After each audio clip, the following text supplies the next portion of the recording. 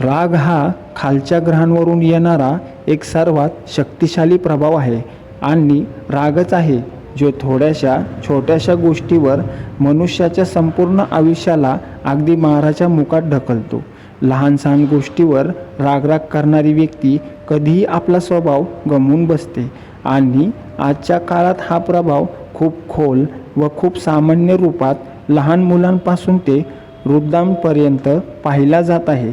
त्याचं कारण म्हणजे मनात इतकं स्पंदन आहे की हे प्रकरण एवढं मोठं नाही आहे की एवढा राग यावा. मैत्री भावनाचा सखोल अभ्यास करणे आवश्यक आहे. बुद्ध म्हणतात, जर भिक्षूंच्या आत क्रोधाची भावना निर्माण झाली तर मैत्री भावनाचा सराव केला पाहिजे. एकमेकांशी खोलवर जोडलेले आहोत आपण आणि आपण वेगळे होऊन एकमेकांच्या आधाराशिवाय जगू शकत नाही.